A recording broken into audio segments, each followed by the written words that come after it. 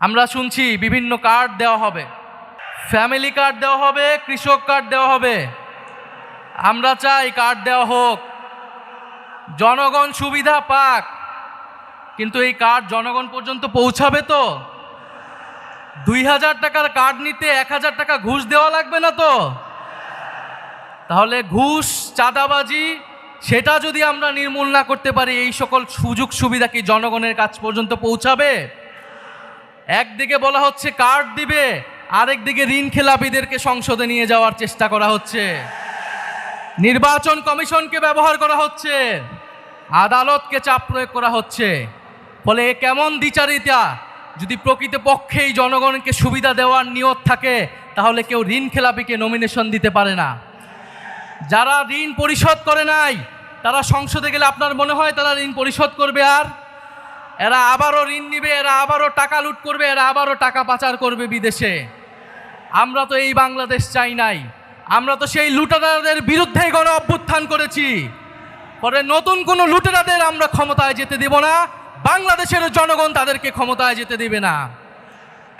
সংগ্রামী বন্ধুগণ, বলা হচ্ছে বস্তিবাসীকে ফ্ল্যাট দেওয়া হবে। বস্তিবাসী ফ্ল্যাট চায় নাই আমাদের কাছে, আপনাদের কাছে। বস্তিবাসী চায় নিরাপদ জীবনের নিশ্চয়তা, বস্তিবাসী চায় মর্যাদাপূর্ণ কর্মসংস্থান। বস্তিবাসীকে ঢাকা শহরে আজ পর্যন্ত যারা ফ্ল্যাট দেওয়ার অঙ্গীকার করেছে, তারা বস্তি উচ্ছেদের পরিকল্পনা করেছে। তারা বস্তিতে আগুন লাগিয়েছে, বলা হয়েছে আপনাদেরকে ফ্ল্যাট দিব, আপনারা বস্তি থেকে উচ্ছেদ হন। আমরা আল্লাহ না করুক হয়তো এই ধরনের কোনো প্ল্যান নাই। জান্নাতের মালিক আল্লাহ, অবশ্যই মহান সৃষ্টিকর্তা, আর ভোটের মালিক জনগণ, ভোটের মালিক নাগরিক। দেশের মানুষ বুঝে যাবে আরো দ্রুতই যে কারা নির্বাচনের আগে প্রতারণা করছে, কারা দেশের মানুষকে ঠকাচ্ছে, কারা সংস্কারের বিরুদ্ধে অবস্থান নিচ্ছে। বাংলাদেশ জামাত ইসলামী, জাতীয় নাগরিক পার্টি সহ 10 দলীয় নির্বাচনী ঐক্যের জাতীয় নেতৃবৃন্দ যারা উপস্থিত রয়েছেন, ঢাকা 15 আসনের এলাকাবাসী যারা উপস্থিত রয়েছেন এবং আশেপাশে শুনছেন, জুলাই গণ অভ্যুত্থানের শহীদ পরিবার, আহত সদস্য যারা রয়েছেন, উপস্থিত সকলকে জানাই আসসালামু আলাইকুম। আজকের এই জনসমাবেশের ঢাকা 15 আসনে আজকের এই আয়োজনের আমাদের প্রধান অতিথি, প্রধান আকর্ষণ, যাকে ঘিরে আজকের এই জনসমাবেশ, ডাক্তার শফিকুর রহমান। উনি বাংলাদেশ জামাত ইসলামের সংগ্রামী আমির। তবে এতটুক পরিচয় ওনার জন্য বর্তমান বাংলাদেশে যথেষ্ট নয়। 10 দলীয় নির্বাচনে ঐক্যের প্রধান কাণ্ডারি, ফ্যাসিবাদ বিরোধী লড়াইয়ের অন্যতম বীর সেনাপতি, যিনি এই বাংলার মাটিতে দাঁড়িয়ে নির্যাতিত হয়েছেন, ফ্যাসিবাদের বিরুদ্ধে লড়াই করে গিয়েছেন, কারাবরণ করেছেন, মজলুম জননেতা হিসেবে আত্মপ্রকাশ করেছেন। আমাদের সবার সৌভাগ্য যে ঢাকা 15 আসন থেকে উনি নির্বাচনে দাঁড়াচ্ছেন এবং আজকে আনুষ্ঠানিকভাবে নির্বাচনের প্রচারণা শুরু হলো। সারা বাংলাদেশে 10 দলীয় নির্বাচনী ঐক্য জোটের যারা প্রার্থী রয়েছে, তাদের পক্ষে যেই জনজোয়ার নেমে এসেছে, 12ই ফেব্রুয়ারি সেটার ফল বাংলাদেশের জনগণ দেখতে পারবে ইনশাআল্লাহ। কথা খুব বেশি বলতে চাই না। প্রথম কথা, 12ই ফেব্রুয়ারি নির্বাচন সুষ্ঠু হতে হবে। নির্বাচন সুষ্ঠু হওয়া ছাড়া এর কোনো বিকল্প নাই। অন্য কোনো প্ল্যান কাজে দিবে না।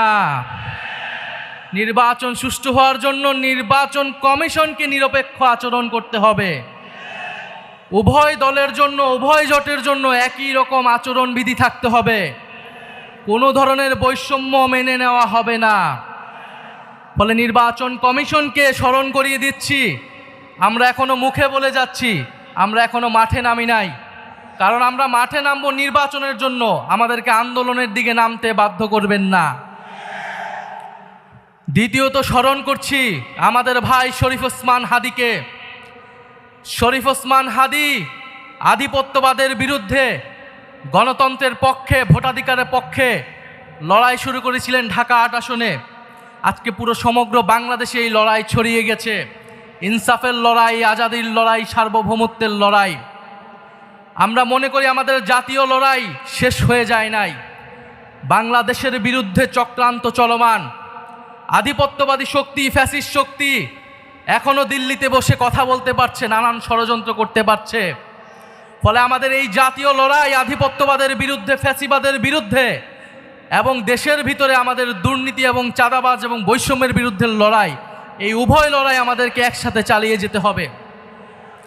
প্রিয় সংগ্রামী বন্ধুগণ, আমরা গণ অভ্যুত্থানের পরে যে আশা আকাঙ্ক্ষা নিয়ে রাজনীতি শুরু করেছিলাম, নতুন বাংলাদেশ গড়ে তোলার কাজ শুরু করেছিলাম, আমরা অনেকাংশে সেটা ব্যর্থ হয়েছি।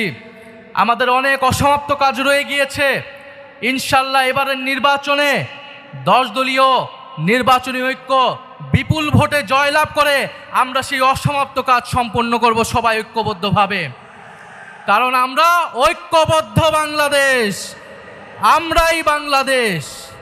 প্রিয় সংগ্রামী বন্ধুগণ, 12ই ফেব্রুয়ারি 10 দলীয় নির্বাচনী ঐক্যের সমর্থিত যার প্রার্থী রয়েছেন, যার যেখানে মার্কা রয়েছে, এই ঢাকা 15 আসনে দাঁড়িপাল্লা, অন্যান্য আসনে শাপলাকলি, রিক্সা সহ 10 দলীয় দোচের যেই মার্কাগুলো রয়েছে, আপনারা তাদেরকে জয়ী করবেন, তাদের সাথে থাকবেন। আমরা ঐক্যবদ্ধভাবে বৈষম্যের বিরুদ্ধে, দুর্নীতির বিরুদ্ধে আর ইনসাফের পক্ষে আমরা নতুন বাংলাদেশ গড়ে তুলব। শেষে যাওয়ার আগে আরেকটি কথা, এবারে নির্বাচন শুধু সরকার বদলের নির্বাচন নয়, দেশ বদলের নির্বাচন। এবারের নির্বাচন ক্ষমতা পরিবর্তনের নির্বাচন নয়, ক্ষমতার কাঠামো পরিবর্তনের নির্বাচন। ফলে নির্বাচনের সাথে আরেকটা গণভোটও আছে। এটা অনেক দল ভুলে যায়, কিন্তু আমরা ভুলি না, জনগণও ভুলবে না। ফলে গণভোটে আমরা কি দিব? গণভোটে